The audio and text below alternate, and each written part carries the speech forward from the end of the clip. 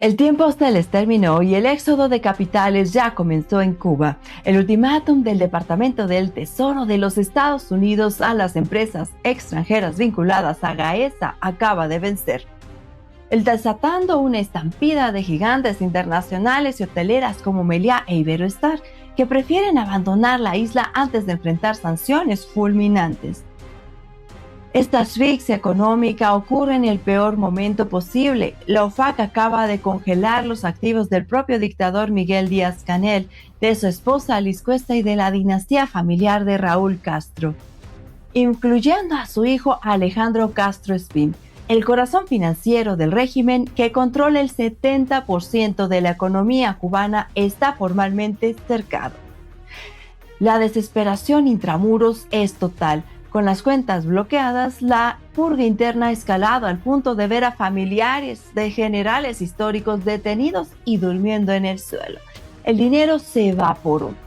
Y aunque gobiernos aliados como el de México y Belice intentan enviar salvavidas de emergencia con barcos cargados con miles de toneladas de alimentos para maquillar el desastre, el modelo turístico y corporativo del castrismo ha quedado herido de muerte. Estamos presenciando ahora sí el colapso final de la dictadura más longeva de América Latina. Para analizar el verdadero impacto económico de este histórico cierre de cerco y lo que los medios tradicionales no se atreven a contar, hoy nos acompaña el prestigioso politólogo, historiador y analista senior invitado del Miami Strategic Intelligence Institute, director de Patria de Martin, Julio M. Schilling. Soy Jen García y estos Líderes del Mundo Hispano, periodismo independiente. Vamos a la entrevista.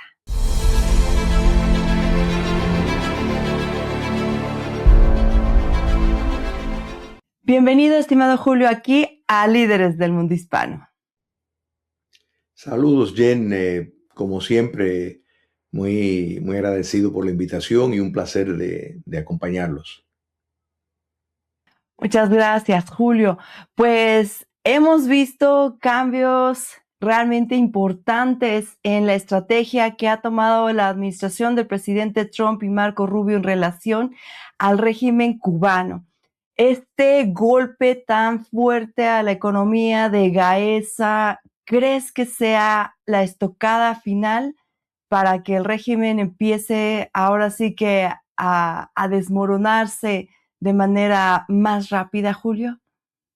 Sí, definitivamente que ese es el caso, porque tenemos que entender que el modelo económico en Cuba comunista se reformuló totalmente con la caída del comunismo soviético.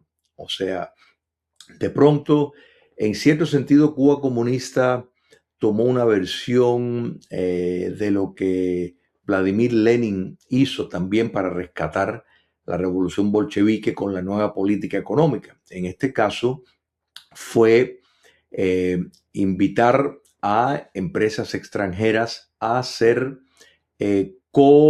socios económicos, o sea, ser socios económicos con la dictadura cubana, pero la dictadura cubana ya iba a utilizar una nueva clase que inventó, clase empresarial militar.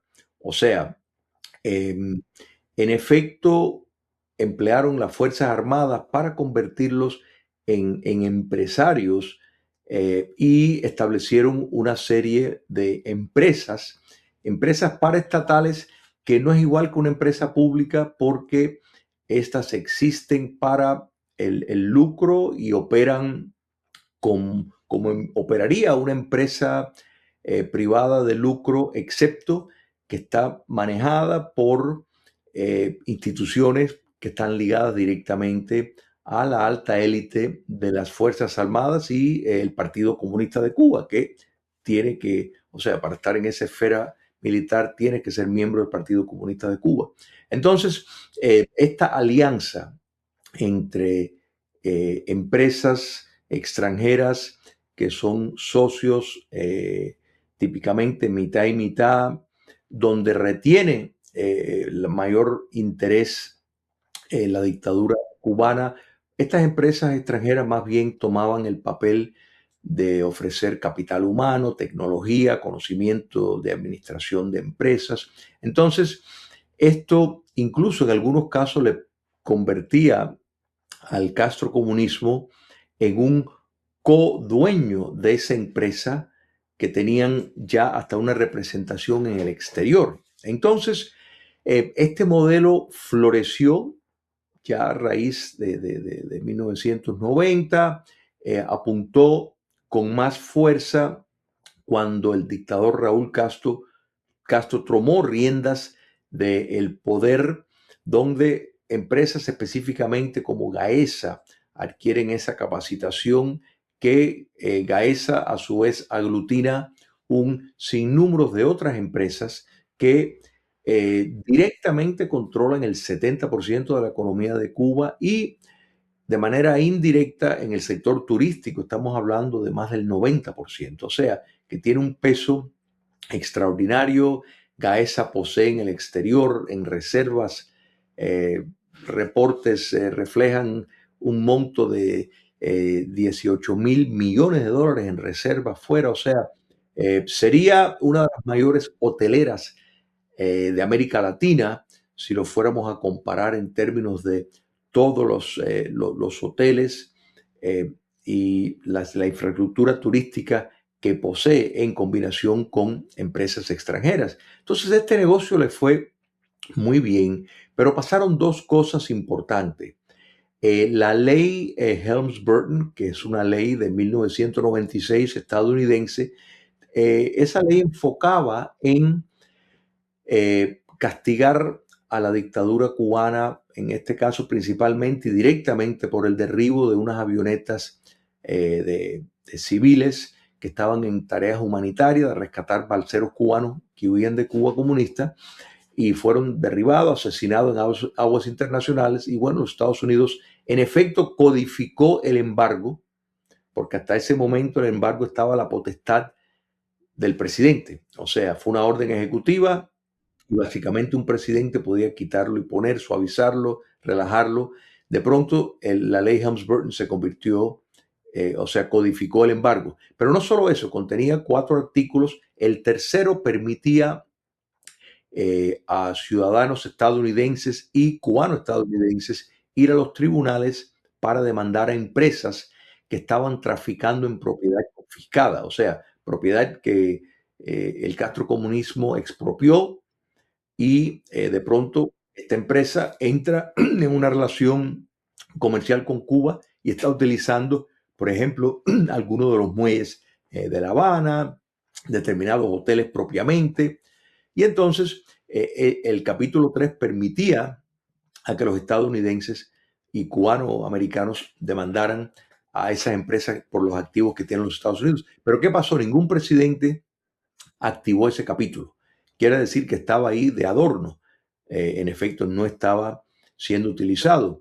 Esto es hasta que Donald Trump lo activó, o sea, y permitió eso. Eso tuvo un efecto extraordinario de disuadir a inversionistas a ir a Cuba, porque ningún capital extranjero se sentía seguro invirtiendo en Cuba si de pronto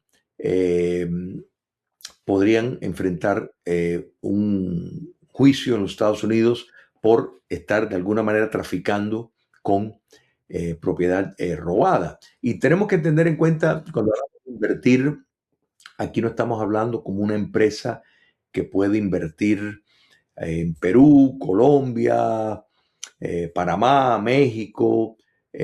No, no, no. En Cuba tú contratas con la dictadura cubana. Ellos son los que les pagan a los empleados. Son los que, en efecto, todo el trato es entre la empresa extranjera y el Estado dictatorial cubano. Entonces, te conviertes automáticamente en un socio y aquí estamos hablando de un régimen, por supuesto, no solo no democrático, sino tiránico. Pero entonces el presidente Trump, eh, que un paréntesis dicho sea de paso, en sus dos términos ha emitido más de 243 acciones contra la dictadura castrista para privarle de fondos. Entonces, o sea que esto ha tenido un impacto, pero naturalmente el activar el artículo 3 de la ley Helms-Burton tuvo un impacto grande, pero después vino ya el tiro de gracia tal vez mucho más fulminante, y eso lo hizo los otros días, o sea, el 1 de mayo, o sea, el Día Internacional del Trabajador, y curiosamente, eh, el presidente Trump le dio el mayor regalo a los trabajadores cubanos ese día porque emitió una orden ejecutiva, la orden 14404, que en efecto penalizaba a todas las empresas y todas las entidades que tenían relaciones comerciales con Gaesa y les permitía a los Estados Unidos ir hacia esas empresas, estén donde estén.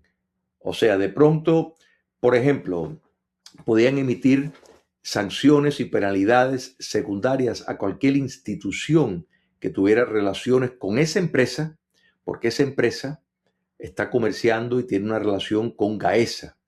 La razón por la cual Visa y Mastercard ya no se usan en Cuba es porque el banco que los tramitaba no quiere estar vinculado. Como todo se gestiona por medio de Gaesa, pues entonces ese banco abandonó sus operaciones en Cuba para no ser penalizada en otros lugares. Los Estados Unidos es quien emite dólares. Los dólares son la moneda no oficial del mundo. Bueno, esta orden ejecutiva le daba el alcance a los Estados Unidos a penalizar cualquier institución que tuviera comercial. Quiere decir que podrían penalizar un banco y prohibirle que tramitara en dólares si está teniendo relaciones con una institución que a la vez tiene relaciones con Gaesa.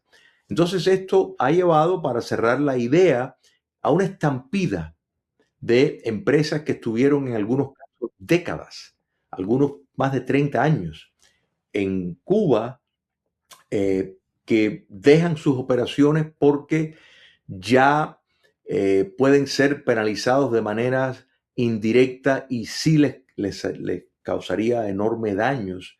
Y quiere decir que esos hoteles, todas esas instalaciones, ahora pasan netamente a ser administradas por la dictadura cubana, quien carece de capital humano, de tecnología, de experiencia en administrar estas entidades. Entonces, esto es un golpe extraordinario porque en efecto, Jen, se desmontó el modelo el modelo económico que la dictadura cubana forjó a partir de 1990 en reacción al fin del subsidio soviético. Entonces, sin lugar a duda, es un impacto extraordinario porque Cuba comunista ha estado ejerciendo un capitalismo concesionario, un capitalismo de Estado que lo ha beneficiado a un puñado de personas de una manera muy grande. Sin embargo, la cero inversión que han hecho en la infraestructura de plantas de la termoeléctrica, en arreglar viviendas, sistemas de agua, demuestran que la prioridad de la dictadura cubana era la supervivencia y enriquecer un puñado de familias. Pero sí, es devastador todo lo que ha ocurrido. Y de nuevo, esto es en algo reciente. O sea, esa orden se emitió el 1 de mayo y dio un plazo hasta el 5 de junio. El plazo, el ultimátum era que a partir del 5 de junio, si no habían abandonado, ya vendrían las sanciones. Y ha habido de nuevo una estampida para salir de Cuba, para romper esas relaciones comerciales antes de que los Estados Unidos pudiera activar esas sanciones. Claro, un golpe muy, muy fuerte que no se había dado en décadas, en todas las estrategias que se habían intentado para derrocar el régimen. Esto finalmente termina siendo algo muy importante y probablemente desde la parte económica sea esta manera de desquebrajar algo que estaba pues ya bastante dañado por las otras situaciones que estaban enfrentando. Otro elemento importante, estimado Julio, es golpe a la moral, al ánimo de la cúpula cuando se viene pues la detención de varios familiares de los generales que están en la cúpula del régimen castrista. En particular, esto muy sonado del caso de la hija del general Rosales. ¿Cómo crees que se ha percibido este impacto entre justamente, ¿no?, la cúpula que todavía sigue perpetrando el poder allá en Cuba, estimado Julio? Esto, Jen, es parte de una estrategia de los Estados Unidos para producir un cambio de régimen en Cuba. Y uno diría, bueno, pero ¿por qué quieren hacer eso? Muy sencillo, porque entienden claramente que la única forma que van a poder ponerle fin a la subversión que hay en América Latina por medio de la entrada de espacios que fueron aprovechados por China comunista, por Rusia, que de entrada operan directamente más de 6 bases de inteligencia, de espionaje en Cuba. Cuba arrienda su territorio y China y Rusia operan en Cuba, básicamente interceptando comunicaciones de todo tipo de los Estados Unidos cómodamente desde Cuba. La posición geográfica facilita. Pero no solo eso, Cuba comunista tiene relación y es el facilitador logístico de todos los movimientos de la extrema izquierda en América Latina, absolutamente todos. La inteligencia castrista opera hacia ese fin. Entonces, cuando añadimos el hecho de que el narcotráfico tiene una relación muy estrecha con el socialismo continental, era una decisión obvia de que para poder exitosamente implementar la estrategia de seguridad nacional que se anunció en noviembre del año pasado, había que producir un cambio de régimen en Cuba. O sea, la operación de Venezuela, su éxito depende de que Cuba comunista sea sacada de la ecuación. De otra forma no funciona. Entonces, esa programación de producir un cambio de régimen, los Estados Unidos aparentemente se siente lo suficientemente seguro como no ver la necesidad de lanzar un operativo militar de manera inmediata, sino está usando una serie de instrumentos, probablemente apuntando a ver si se puede producir un golpe de Estado interno, o sea, un golpe de Estado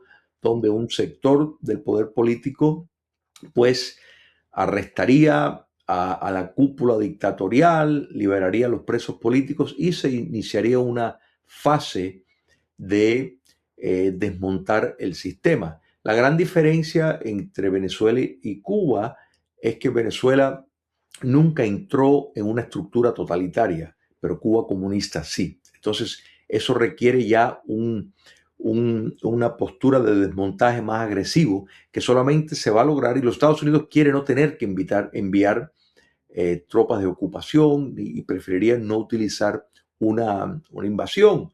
Pero las herramientas económicas y la política de Estado sí parecen tener efecto, y estás muy correcta en que esto es un golpe extraordinario. Lo que estamos viendo, por ejemplo, familiares de la cúpula dictatorial que mintieron al entrar a los Estados Unidos alegando persecución política cuando son parte de la estructura dictatorial. Esto tiene una programación estratégica de parte de la dictadura. Muchos de ellos operan empresas en los Estados Unidos y remiten ese dinero al régimen. Eh, la idea es también empezar una campaña de colonizar al exilio cubano, a la nación cubana fuera, para impactar y lograr que la nación cubana que vive fuera del territorio nacional no esté exigiendo tanto democracia, sino que se conforme con meras modificaciones económicas. Por otro lado, las sanciones que vino eh, eh, los otros días, o sea, inmediatamente después que se inició el ultimátum, a la esposa del dictador Díaz-Canel, al propio Díaz-Canel, al hijo de la esposa de Díaz-Canel, que vive en España. Y tú dices, bueno, ¿por qué le van a poner a él sanciones? Muy sencillo, porque él es quien administra el dinero de su padrastro, que es Miguel Díaz-Canel, el dictador de Cuba, de su madre. eh, se reporta que se ha comprado una mansión de millones de dólares en España, o sea que trabaja al servicio de la dictadura cubana, y esto el régimen castrista lo viene utilizando a terceros que han salido de Cuba y lanzan operaciones desde territorio fuera de Cuba, en Europa preferiblemente, pero también en los Estados Unidos y en América Latina, para socavar las sanciones y establecer nexos financieros del régimen en el exterior como una forma de tener entrada. Esto es algo que han estado trabajando. Los Estados Unidos se ha dado cuenta de eso y por eso han emitido estas sanciones a estas personas. Y vamos descubriendo constantemente la cantidad de familiares.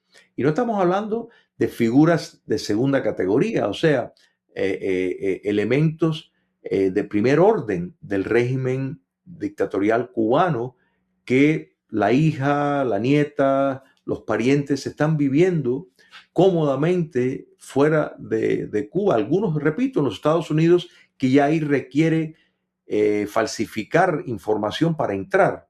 O sea, porque todos los cubanos que entran en los Estados Unidos y recibieron asilo, recibieron facilidad para entrar, estaba basado de manera subyacente en una persecución política. Por eso los cubanos tenían un privilegio inmigratorio en cuanto a la entrada. Pero al mentir, todos decían que sí, que estaban perseguidos por la dictadura, cuando era completamente falso. Prueba de eso es que viajaban constantemente a Cuba después que recibían ya el visado oficial de la permanencia de residencia en los Estados Unidos. Bueno, los Estados Unidos están revocando muchas de esas residencias. De hecho, arrestaron a un piloto, uno de los pilotos que fue responsable por el derribo de esas avionetas de hermanos a rescate que mencioné. O sea que toda esta actividad sí tiene es un golpe moral y un golpe psicológico extraordinario, porque de pronto el comunismo cubano ya no saben quién confiar, o sea, temen y entienden de que probablemente su inteligencia ha sido penetrada, porque esa penetración se explica por el éxito que tuvo la operación en Venezuela el 3 de enero. Eso no hubiera sido posible sin una penetración de la inteligencia castrista. Y esa misma inteligencia, pues, esa información que los Estados Unidos tienen, la tiene de lo que está ocurriendo en Cuba. Entonces, quedan todavía muchos instrumentos. Mencioné anteriormente que Gaesa se ha reportado que tiene más de 18 mil millones de dólares en reserva en bancos en el exterior. En algún momento vamos a ver los Estados Unidos moverse en esa dirección, en Panamá y otros países donde Cuba comunista tiene ese dinero escondido.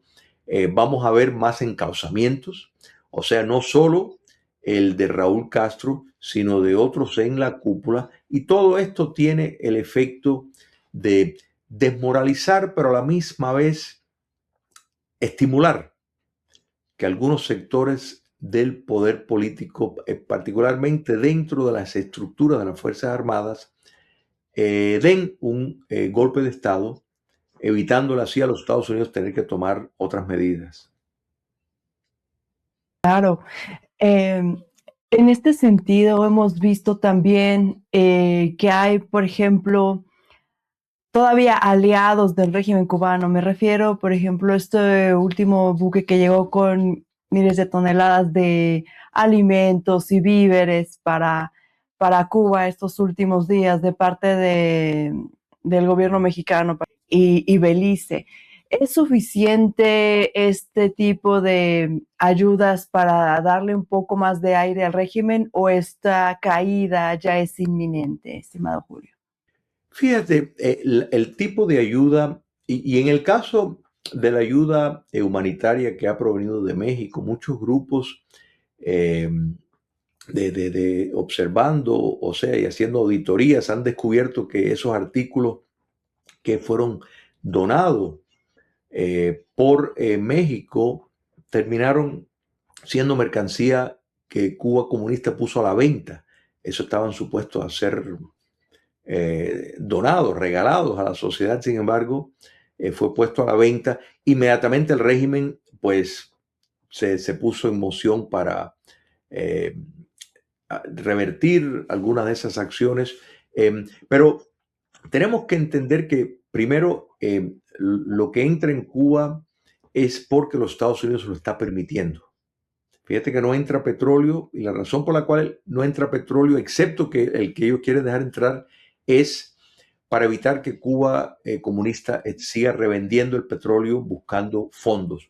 Los Estados Unidos va a permitir que siga entrando ayuda humanitaria para evitar un colapso total de la sociedad. O sea, los Estados Unidos no quiere una situación como esa, primero porque no va en acorde con sus valores, pero también eh, produciría una situación que en cierto sentido obligaría a los Estados Unidos a intervenir ya por ser un colapso humanitario.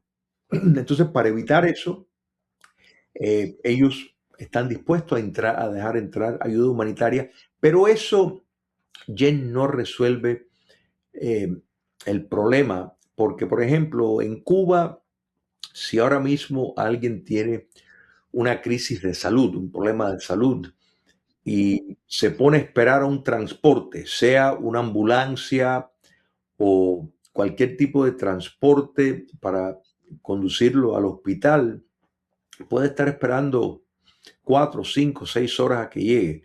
Sin embargo, si hay una manifestación pública de más de 3 personas, a los 5 minutos ya hay patrullas de la policía y de la seguridad, la policía política. Quiere decir que hay gasolina para lo que le interesa a ellos, que es la supervivencia. O sea, hay gasolina para todos los altos oficiales del régimen. Ellos no están viviendo los apagones, ni los escaseces, ni nada de eso. Entonces, como eso los Estados Unidos lo tiene claro, está actuando basado en eso. Y de nuevo permitirá la ayuda que es simplemente para que se mantenga a flote, pero no para que pueda estar revendiendo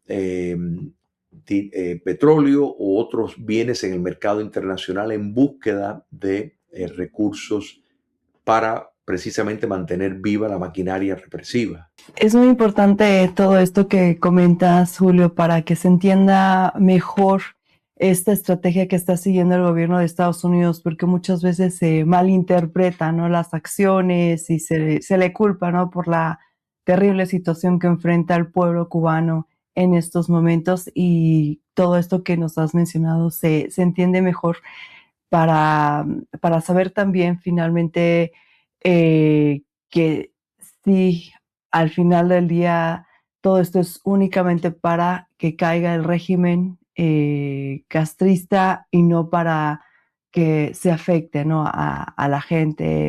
Esta transición que puede llegar a vivir los altos mandos del régimen, de primero ser reconocidos a nivel internacional como generales, militares, y de pronto, como en el caso de Raúl Castro, eh, poder ser muy probablemente un prisionero, un reo por crímenes de lesa humanidad. ¿Qué impacto puede tener todo esto también en ese desquebrajamiento de la cúpula, Julio? El, el, los cargos, y recordemos que en este caso el encauzamiento contra Raúl Castro es sobre las órdenes que dio para el derribo de las avionetas, pero Raúl Castro también tuvo encauzamiento por implicación en el narcotráfico. Y hay tantas herramientas que los Estados Unidos tiene eh, para utilizar basado en información que ellos poseen sobre la participación de Cuba comunista en el narcotráfico, la participación de Cuba comunista en el suministro de logística a grupos terroristas a través de América Latina y en los propios Estados Unidos. De hecho, se está investigando organizaciones no gubernamentales que en efecto son organizaciones de pantalla de la dictadura cubana que operan y movilizan a personas para obstruir, o sea, grupos para obstruir tránsito, para interrumpir actividades que son permitidas por las leyes de los Estados Unidos. Entonces, se está ampliando ese tipo de cosas. Ahora, tenemos que entender, y yo creo que eso es importante enfatizar, que en Cuba comunista se ha cometido crímenes de lesa humanidad que se siguen cometiendo y Cuba no puede transitar hacia la democracia si no lleva a cabo la justicia transicional, o sea, una programación amplia para desenraizar las instituciones comunistas, un proceso de rendición de cuentas por los crímenes que se han cometido, un proceso de ilustración donde personas vinculadas a la maquinaria represiva para poder, o sea, ocupar determinados puestos públicos, tienen que ser, tiene que haber una auditoría para estar seguro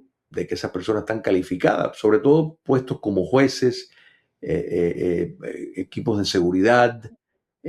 Todo esto se llevó a cabo tras la caída del nazismo, tras la caída de muchos de los países del bloque socialista. O sea que esto, y de hecho la evidencia apunta que las transiciones democráticas más exitosas, todas llevaron a cabo algún tipo de programación de indemnización por propiedades confiscadas, de rendición de cuentas, de descomunización, o sea, desmontar toda la glorificación a los regímenes dictatoriales sanguinarios. Todo este tipo de procesos tiene que llevarse a cabo y en el caso de Cuba todavía quedan vivos muchas de esas personas fundacionales que fueron responsables de insertar en Cuba ese modelo dictatorial. Y eso, eh, pues sin lugar a duda, debe de pesar y ser una preocupación para muchos, pero a la misma vez puede ser un incentivo, para muchos dentro de esa estructura del poder, pero a la misma vez puede ser un incentivo. Y de nuevo, yo creo que esto es lo que los Estados Unidos está apuntando para que a cambio de un mejor trato o de un papel similar a lo que juegan los informantes, ¿no es verdad? Que componen parte de una red criminal, sin embargo, al cooperar con las autoridades, pues reciben determinados trato preferencial, y en muchos casos, pues evitan ir a la cárcel, pues en este caso, los Estados Unidos puede estar enfocando en eso. En este momento, Raúl Castro es un fugitivo de la ley estadounidense y podría correr la misma suerte que Nicolás Maduro. O sea, no es una cosa desquiciada pensar. El propio fiscal general de los Estados Unidos ha dicho que la razón por la cual emitió eso no es por simbolismo, sino para traer a Raúl Castro a que responda ante la justicia en los Estados Unidos. Interesante esta parte que mencionas en relación a que no son acciones de pantalla, no son acciones mediáticas, ¿no? Sino realmente viene todo un aparato judicial detrás que va, pues, precisamente, ¿no? A aplicar la ley para juzgar todas estas acciones que se han cometido durante décadas que ha estado el régimen en el poder.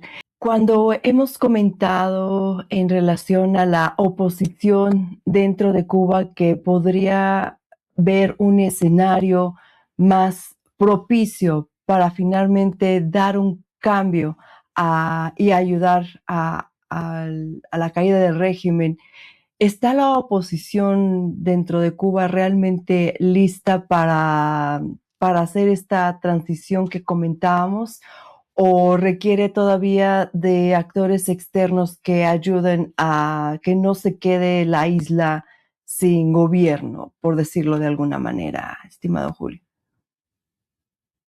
Muy importante porque, en efecto, hoy en día la situación precaria de Cuba ha convertido a casi toda la población en opositora. Ahora, la situación, tanto la crisis humanitaria como las estructuras totalitarias, o sea, de un régimen totalitario que compone todas las esferas del poder en Cuba, los regímenes totalitarios destruyen la sociedad civil. O sea, eso no quiere decir que no hay una sociedad opositora, contestataria, disidente, que no comulga con la dictadura, que quisiera un cambio, pero no tienen reconocimiento, no tienen facilidad de operación en un régimen totalitario. Entonces, que esto no ocurre en un régimen autoritario. Por eso cuando miramos, por ejemplo, el caso de Venezuela, tanto la estructura de partidos como de propiamente empresas no se desmontó nunca en Venezuela porque operaron con un régimen autoritario versus lo que hay en Cuba. Entonces, eh, Cuba necesita un periodo de transición de por lo menos 3 años para instituir la justicia transicional, que eso equivale a limpiar y sacar de las estructuras sociales y políticas de Cuba y económicas del régimen castrista. O sea, en este momento todas las instituciones están conectadas al Partido Comunista de Cuba y al Estado, que el Partido Comunista de Cuba absorbió el Estado. Esto no ocurre en países democráticos. El Estado es una cosa, los partidos políticos son otras. Bueno, en régimen totalitario, el partido dominante se come el Estado, se convierte en el Estado. Y entonces todo eso hay que desmontarlo. Hay diferentes mecanismos para elegir un gobierno transitorio, un cuerpo transitorio. Alguno de los proyectos es escoger entre determinadas personas que pueden incluir no solo cubanos fuera de la isla, sino cubanos dentro de la isla que forman parte de grupos de la oposición. Ese gobierno interino tendría la facultad para emitir leyes de emergencia, ordenar la ayuda humanitaria, organizar e implementar la justicia transicional, llevar a cabo una comisión electoral para, dentro de tal vez 24 meses, tener elecciones ya supervisadas y después de por lo menos 2 años de limpiar a Cuba de las instituciones castrocomunistas, esa comisión de elección, pues ahí se inscribirían los partidos políticos durante ese proceso y después de esas elecciones hay muchas propuestas, pero la más válida en mi apreciación sería la última constitución democrática de Cuba, la de 1940, que quedaría suspendida casi todos sus artículos en ese momento, iniciar una asamblea constituyente para determinar qué artículos se quedan, qué no, para modernizar ese texto constitucional, que sin duda probablemente hay que enmendar la mayor parte de esos artículos, y posteriormente se lleva ya a los 3 años a un referéndum popular para que la sociedad cubana determine. Pero este lapso de tiempo, Jen, permitiría a los cubanos en la isla, porque los cubanos que viven fuera, en efecto, ya han estado experimentando en democracia y están mucho más afines con todos estos procesos, que también participarían en ese concepto. El factor de nación es extraterritorial, o sea, pero con los cubanos intramuros que han vivido bajo ese régimen totalitario, pues ese periodo de transición bajo un gobierno interino es muy importante que se implemente la justicia transicional y determinados mecanismos de ayuda de emergencia. En cuanto a si fuera necesario o no asistencia de algunas tropas extranjeras, eso podría ser y no sería de todo una mala idea. Y no tendría que venir solamente de los Estados Unidos. Por ejemplo, en estos momentos los Estados Unidos y Ecuador están colaborando en una lucha contra el narcotráfico en Ecuador. Ha sido una campaña muy exitosa y muchos países, a raíz de una reunión que hubo en Miami hace poco, llamado el Escudo de las Américas, donde determinados gobiernos que comparten eh, valores democráticos y están en sincronización con el actual gobierno estadounidense, por ejemplo, Argentina, eh, ahora Chile, Ecuador, El Salvador. Estos gobiernos, probablemente después de las elecciones en Colombia, se va a unir Colombia.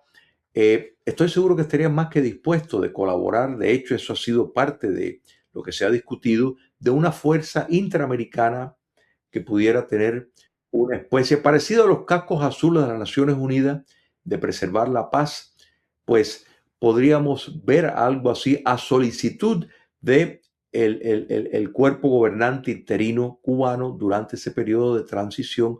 No sería una idea descabellada, porque recuerda que todo el cuerpo de seguridad, incluyendo la policía, tiene que atravesar un proceso de auditoría para ver quiénes se quedan y quiénes no. Sin lugar a dudas, personas asociadas a la represión, a cometer crímenes, no pueden seguir siendo policía. Y todo esto está diseñado para que en esas primeras elecciones en Cuba el terreno sea verdaderamente libre y competitivo y no esté amañado por la presencia de instituciones castristas. Pero de nuevo, no estaría más, de hecho, las transiciones democráticas más exitosas, me refiero a Alemania, tras la Segunda Guerra Mundial, Japón, todas contaron con una presencia de tropas. En este caso, no estarían en capacidad de pelear con nadie, sino de mantener cierta orden durante ese periodo de transición. Me parece que sería una cosa bienvenida, y estas tropas, esta presencia se irían ya una vez que entra en vigencia la constitución y las elecciones, ya empieza a funcionar el Congreso elegido con el nuevo presidente, etcétera, a toda cabalidad. Pues Julio, esto se ve que ya está muy cerca. ¿Tú crees que ya estemos a cuestión de meses, tal vez semanas, que este proceso inicie finalmente? Para todos los miembros de la audiencia que han estado muy atentos del caso de Cuba desde hace pues ya décadas, esperando que ya iba a ser la caída del régimen, todavía no. Este momento, ¿crees que ya está, ahora sí, ya inició? Sí, sí. Creo que los Estados Unidos está viendo la condición del régimen castrista y considera que es inevitable la caída. Yo creo que lo determinante en cuanto al tiempo, más bien porque de nuevo, detrás de todo los Estados Unidos quiere evitar tener que emplear una fuerza bélica, porque de nuevo, el modelo de Venezuela opera, o sea, está operando de acuerdo a, con todas sus imperfecciones, pero está operando porque contiene una base autoritaria, pero eso no es el caso de Cuba. Entonces, eh, están apostando para que ese proceso dependa de el tener una reacción que los Estados Unidos está buscando de nuevo dentro de la estructura del poder de alguien que esté dispuesto a verdaderamente cambiar el sistema. Hasta ahora todas las propuestas de la dictadura es modificaciones económicas, pero ellos preservar el poder.